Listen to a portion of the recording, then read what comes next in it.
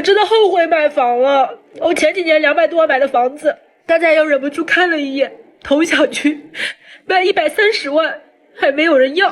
我還借了100多萬的貸款，每個月還5000多，還要再還28年。我現在在想，如果說我把這個房子賣掉，可能也就只能賣個100多萬，剛好夠我還房貸錢，這相當於是70多萬，白牌就蒸發掉了。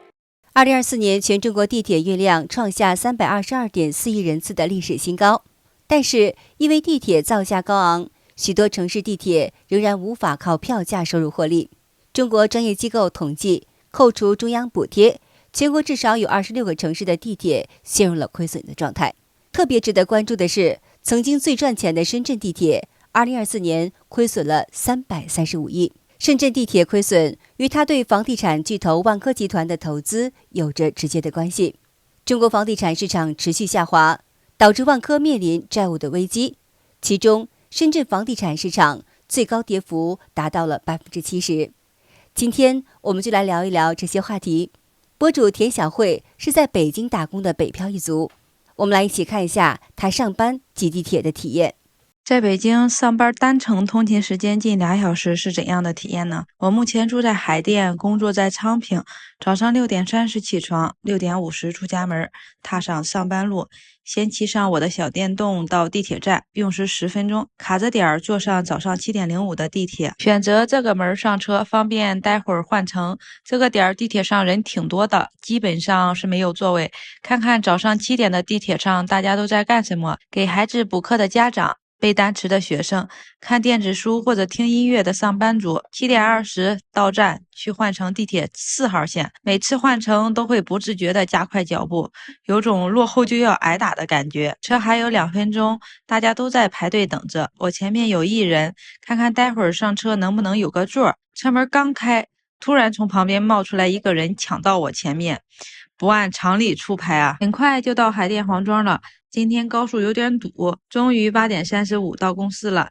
今天的上班路歷時1小時45分鐘，這樣的北漂生活，你願意來嗎？許多城市的地鐵系統依賴政府補貼維持運營。2024年，北京地鐵獲得中國中央政府補助人民幣249億元。那麼扣掉這249億，北京地鐵仍然虧了229億，將近230億。北京地鐵一直是拿政府的補貼最多，虧損也是最多的企業。那儘管北京地鐵日均客流量接近986萬人次，但仍然難以實現盈利。中國地鐵不賺錢，主要原因就是地鐵建造、運營成本十分的高昂。這裡呢還有2個原因，第一就是貪腐嚴重。中共國家發改委透露，中國建地鐵的平均成本是1公里7億人民幣。像北京地鐵16號線，全長有50公里，造價是600億，1公里花了12億。地鐵造價越高，權力尋租就越厲害，貪污受賄就最嚴重。中國地鐵虧損的第2個原因就是它是國有企業的性質，不追求利潤，因為即便不盈利，也有政府的補貼，這是體制導致的結果。博主大金子記錄廣州地鐵3號線在早高峰的時候有多擁擠。本來以為可以坐上地鐵了，結果到了站台又給我一個暴擊，居然還有這麼多人。最惱火的是每一次車來的時候都是滿車的人，然後每一次只能硬擠上去2-3個人。這一刻，地鐵是牛馬運輸帶在我眼前具象化了，就突然想到一句話：牛馬一生不得閒，得閒一日三共眠。这个时候還不斷有人走下來，排隊等進地鐵的人越來越多。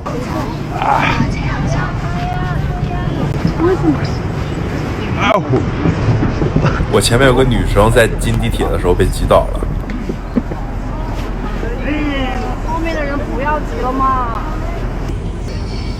現在時間是8點32，終於坐上了地鐵。作為一個生活在5線城市人，感覺大城市人每天早上這樣擠地鐵就已經扒掉一層皮。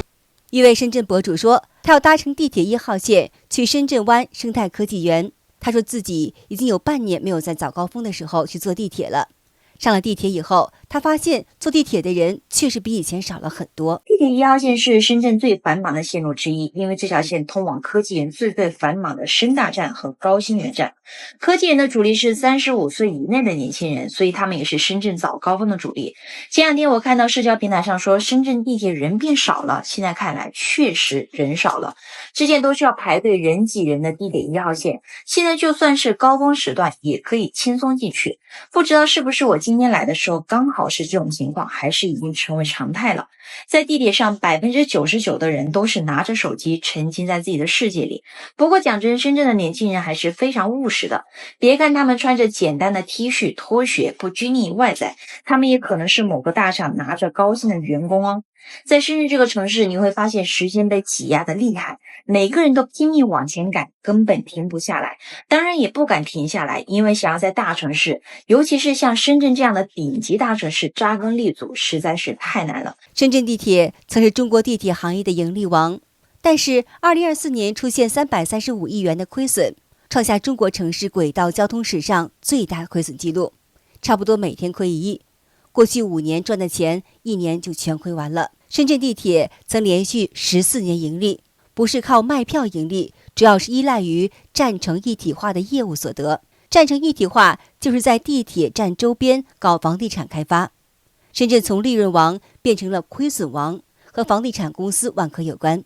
2017年，深鐵耗資664億元，從華潤和恆大手中買下萬科近30%的股份，成為萬科的第1大股東。當時的房地產市場如日中天，作為萬科的大股東，深圳地鐵每年收到分紅都是一筆不小的收入。然而呢，2021年樓市急轉直下，萬科作為行業標杆企業，可以說是首當其衝，遭受重創，這一下就拖垮了深鐵。萬科去年自己虧了將近500億，作為第1大股東的深鐵，自然要按持股的比例分擔這部分的虧損，所以呢，也一下子就虧得很慘。最近幾年，房地產市場大潰敗，房價暴跌，地產公司頻頻爆雷，整個市場都是風聲鶴唳。中國地產巨頭萬科也是沒能夠幸免，在深圳，有的房價甚至暴跌了70%。深圳樓市大新聞就在一夜之間，光明房價暴跌70%，價格從原來3萬多一平跌到現在的1.35萬都沒人要，老業主們集體睡不着覺，眼睜睜看着房價下跌，卻一籌莫展。說一下深圳有房人的真實現狀吧。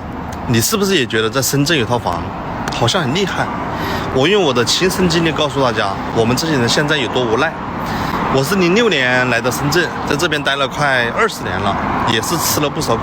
12年跟老婆結婚以後呢，我們就把所有的積蓄拿出來，爸媽也幫忙湊了一些，付了個首付，買了套房。那時候深圳呢，房價還沒有這麼高，我們是1萬多買的，30年月供1個月是7000多，剛開始壓力還不是很大。我跟我老婆2個人工資加在一起，除去生活開支，每個月還能剩那麼一點。那幾年呢，過得還挺快活的。後來老婆就懷孕生孩子，因為我爸媽的身體呢不是很好，所以孩子生下來只能自己帶，老婆就沒有上班了，所有的压力都到了我一個人身上。其實公司裁員呢，從去年的時候就已經開始了，我想應該輪不到我頭上吧，是我太過於自信了，最後呢還是被辭退了。我並不是沒有想過創業，我身邊這些朋友有點想法都出去单幹的，到現在基本上是欠一屁股債，有的是把房子直接拿去抵押了，現在過得比我还慘。我也想過把房子賣掉回老家发展，但是賣不掉啊，賣了孩子上學的問題怎麼辦？在深圳最後悔的一件事情就是買房。我們家買房的話是在房價最高峰期2019年的時候買的，那時候買完之後就剛好遇到疫情，那這幾年的時間，然後房子才住進來沒多久，就已經虧了100多萬了。而我們現在的話，為了還房貸，也是為了家庭經濟的一個支撐。就像我自己本人一樣，1年365天，除了過年的那幾天是在家裡面的，幾乎所有的時間都是在工作，不是在出差就是在店裡面忙碌。本来买房是一件很幸福的一個事情，讓我们是吧，在外打工的人有了一個家，但是同樣也是一種很大的一個經濟負擔跟壓力。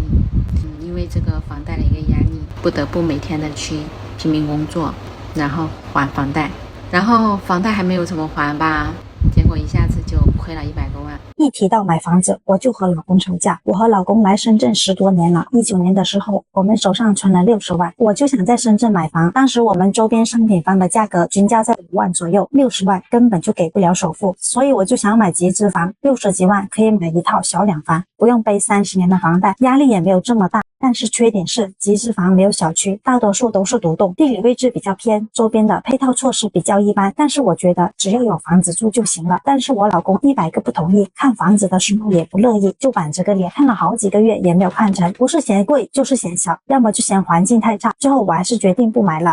知道我們有買房的想法後，就和我老公說，深圳買房壓力大，不如回老家自己蓋，到時候小孩回老家上學又不用錢，以後不想在深圳發展了，回老家還有地方住。老公也同意他媽的說法，我拗不過他們，只好同意了。花了2年多的時間把房子蓋好了，也裝修入住了，但是現在想想還是挺後悔的。1年就過年住幾天，其餘的時間都是空置，每次回去房子都翻沒了，想想我都很生氣，所以一提到房子我就会和老公幹架。3年前我們花費500多萬買的房子成了燙手山芋。2021年2月，深圳房價最高點，我們5成首付275萬買了現在這個二手房，加上贈送，實際建築面積有160平，42廳3衛。剛搬過來有多興奮，現在就有多積累。當時買房手續都還沒有辦完，二手房指導價就出台了。在深圳的朋友們都知道這個影響有多大。深圳的房價斷崖式跌入谷底，當時還自我安慰說，這可是深圳的房價呀，不是別的地方，不可能一直低迷。可是誰知道一晃3年都過去了，即使現在各種刺激利好，首付都降到15%了，數量限制也放開了，可是房價依然穩穩地扒在谷底。我們小區同戶型房價至少跌了40%，我們家就是典型的高位站崗，房子在手裡，每個月房貸壓力很大。只有這一套，租房孩子又沒辦法上學，不賣吧，月供30年，首付已經虧得差不多了，左右為難。沒買房的時候，房價蹭蹭的漲，好不容易湊夠了首付買了房，結果快腰斬了，讓人吐不出來，吞不下去，如鯁在喉，左右為難。如果現在問我回到那個時間點要不要買房，我一定斬釘截鐵的回答不買。當初一個決定讓我們多奮鬥20年不止，我們普通人根本就沒有試錯的機會。好的，今天就和大家聊到這兒了。請您記得點讚、訂閱、留言，並且分享給您的朋友們。感謝您的支持，我們下期節目再見。